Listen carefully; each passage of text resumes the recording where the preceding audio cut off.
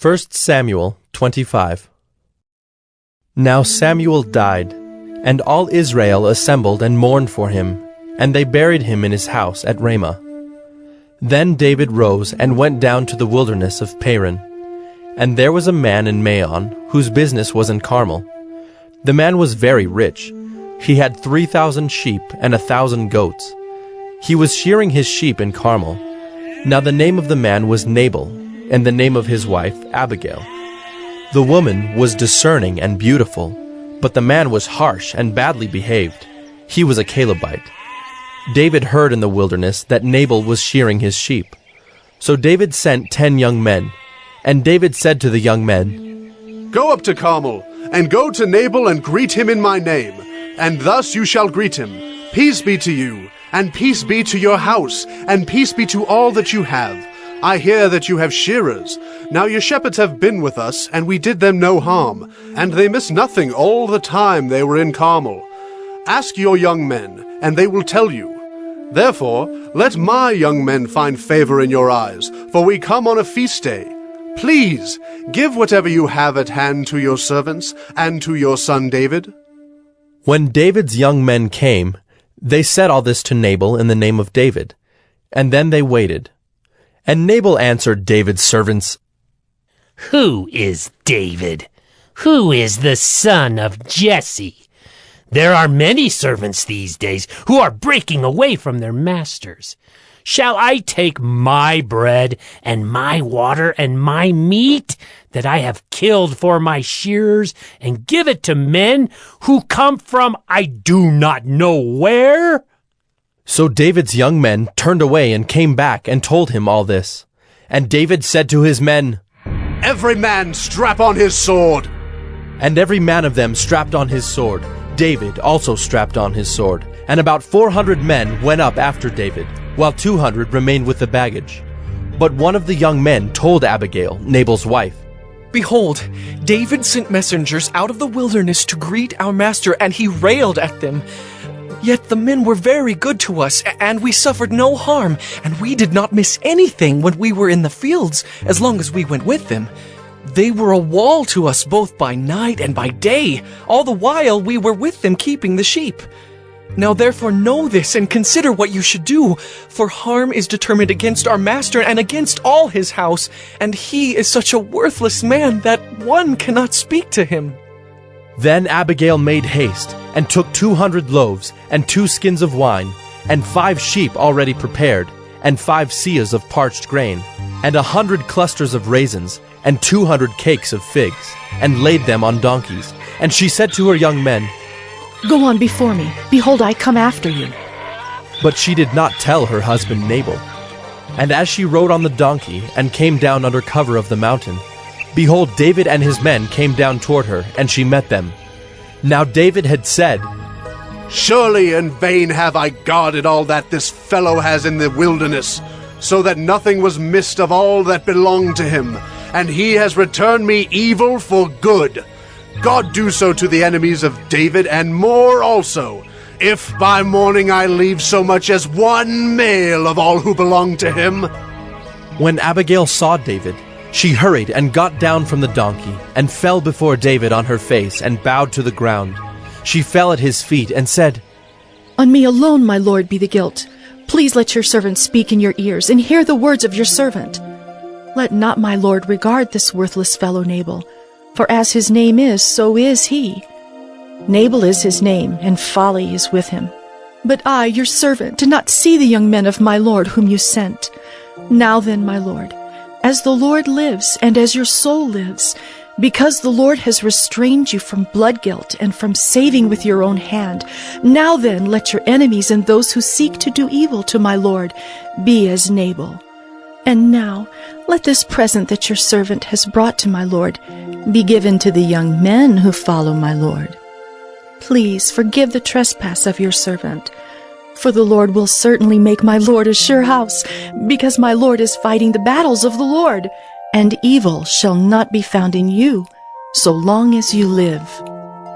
If men rise up to pursue you and to seek your life, the life of my lord shall be bound in the bundle of the living, in the care of the Lord your God. and the lives of your enemies he shall sling out as from the hollow of a sling. And when the Lord has done to my Lord according to all the good that he has spoken concerning you, and has appointed you prince over Israel, my Lord shall have no cause of grief, or pains of conscience for having shed blood without cause, or for my Lord taking vengeance himself. And when the Lord has dealt well with my Lord, then remember your servant. And David said to Abigail, Blessed be the Lord, the God of Israel, who sent you this day to meet me. Blessed be your discretion, and blessed be you, who have kept me this day from blood guilt, and from avenging myself with my own hand. For as surely as the Lord, the God of Israel, lives, who has restrained me from hurting you, unless you had hurried and come to meet me, truly by morning there had not been left to Nabal so much as one male. Then David received from her hand what she had brought him. And he said to her, Go up in peace to your house. See, I have obeyed your voice, and I have granted your petition. And Abigail came to Nabal, and behold, he was holding a feast in his house, like the feast of a king. And Nabal's heart was merry within him, for he was very drunk. So she told him nothing at all until the morning light. In the morning, when the wine had gone out of Nabal, his wife told him these things, and his heart died within him, and he became as a stone. And about 10 days later the Lord struck Nabal, and he died. When David heard that Nabal was dead, he said, Blessed be the Lord who has avenged the insult I received at the hand of Nabal, and has kept back his servant from wrongdoing. The Lord has returned the evil of Nabal on his own head. Then David sent and spoke to Abigail to take her as his wife. When the servants of David came to Abigail at Carmel, they said to her, David has sent us to you to take you to him as his wife. And she rose and bowed with her face to the ground, and said, Behold, your handmaid is a servant to wash the feet of the servants of my Lord. And Abigail hurried and rose and mounted a donkey, and her 5 young women attended her. She followed the messengers of David and became his wife. David also took Ahinoam of Jezreel, and both of them became his wives. Saul had given Michal his daughter, David's wife, to Paltai the son of Laish, who was of Gallim. 1 Samuel 26. Then the Ziphites came to Saul at Gibeah, saying, Is not David hiding himself on the hill of Hachilah, which is on the east of Jeshimon? So Saul arose and went down to the wilderness of Ziph, with 3,000 chosen men of Israel, to seek David in the wilderness of Ziph. And Saul encamped on the hill of Hachilah, which is beside the road on the east of Jeshimon. But David remained in the wilderness. When he saw that Saul came after him into the wilderness, David sent out spies and learned that Saul had come. Then David rose and came to the place where Saul had encamped. And David saw the place where Saul lay, with Abner the son of Ner, the commander of his army. Saul was lying within the encampment, while the army was encamped around him.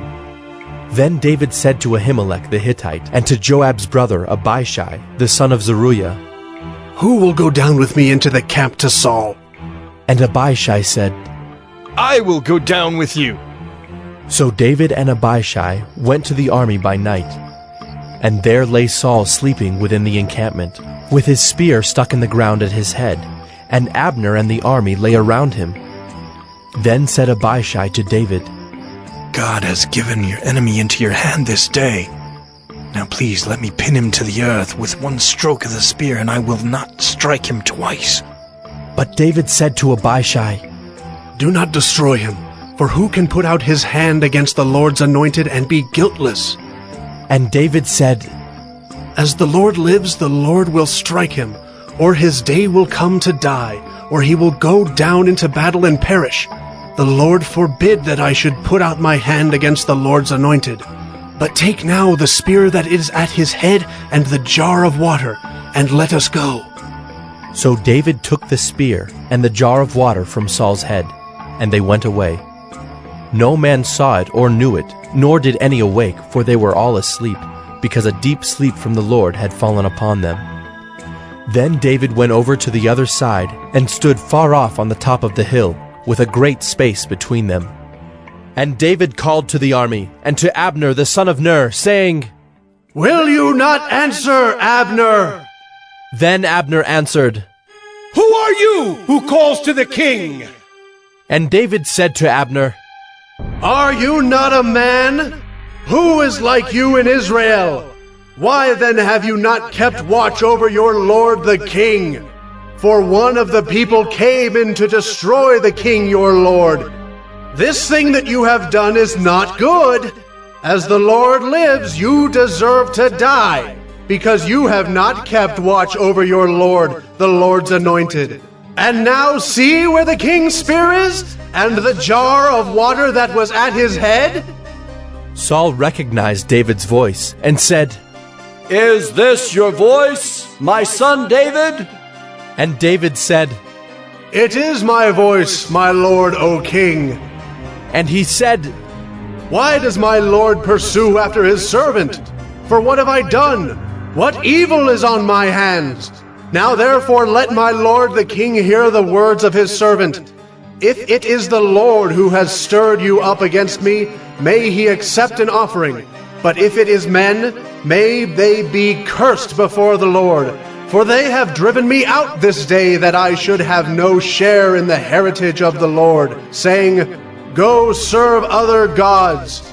Now therefore, let not my blood fall to the earth away from the presence of the Lord, for the king of Israel has come out to seek a single flea, like one who hunts a partridge in the mountains. Then Saul said, I have sinned. Return, my son David, for I will no more do you harm, because my life was precious in your eyes this day.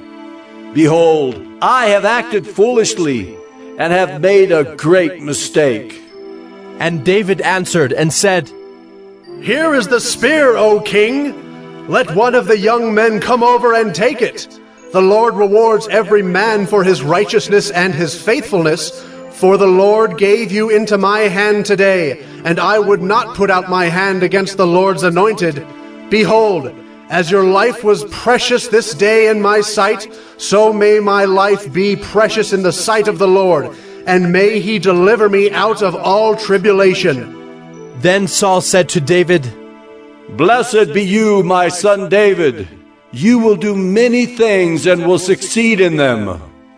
So David went his way, and Saul returned to his place.